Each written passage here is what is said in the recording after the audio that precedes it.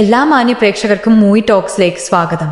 മലയാളത്തിലെ എക്കാലത്തെയും ഏറ്റവും വലിയ ഹിറ്റുകളിൽ ഒന്നായി മാറിയ ചിത്രമാണ് മോഹൻലാൽ നായകനായി എത്തിയ ദൃശ്യം. ജീത്തു ജോസഫിന്റെ സംവിധാനത്തിൽ എത്തിയ ചിത്രം അതുവരെ മലയാള സിനിമ കണ്ട ദൃശ്യാവിഷ്കാരത്തിൽ നിന്നും ഏറെ വ്യത്യസ്തമായ അനുഭവം ആയിരുന്നു പ്രേക്ഷകർക്ക് സമ്മാനിച്ചത്. ഒടുവിൽ മലയാളത്തിലെ ആദ്യ 50 കോടി ക്ലബ് ചിത്രം എന്ന ഖ്യാതിയും ദൃശ്യം സ്വന്തമാക്കിയിരുന്നു. പിന്നീട് വന്ന ദൃശ്യം 2-നും അതേ സ്വീകാര്യത തന്നെയാണ് ലഭിച്ചിരുന്നത്.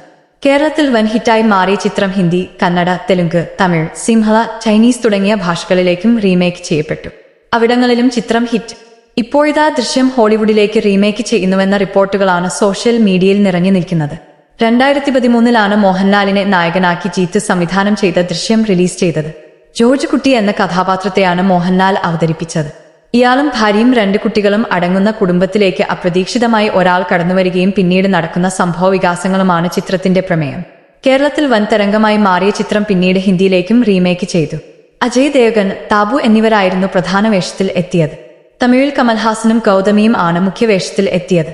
ഇതിനിടെ ദൃശ്യത്തിന്റെ യഥാർത്ഥ നിർമ്മാതാക്കളായ ആശീർവാദ് സിനിമാസിൽ നിന്ന് ദൃശ്യം 1-2 ഭാഗങ്ങളുടെ അന്താരാഷ്ട്ര റീമേക്ക് അവകാശം പനോരമ സ്വന്തമാക്കി. ദൃശ്യത്തിന്റെ കൊറിയൻ റീമേക്ക് വരുന്നുവെന്ന് കഴിഞ്ഞ വർഷം മെയിൽ വാർത്തകൾ ഉണ്ടായിരുന്നു. പുതിയ സിനിമാ വിശേഷങ്ങൾ ഉടൻ തന്നെ അറിയുവാൻ ചാനൽ സബ്സ്ക്രൈബ് ചെയ്യാനും ബെൽ ബട്ടൺ അമർത്താനും മടിക്കരുത്. പുതിയൊരു സിനിമാ വിശേഷവുമായി വീണ്ടും കാണാം.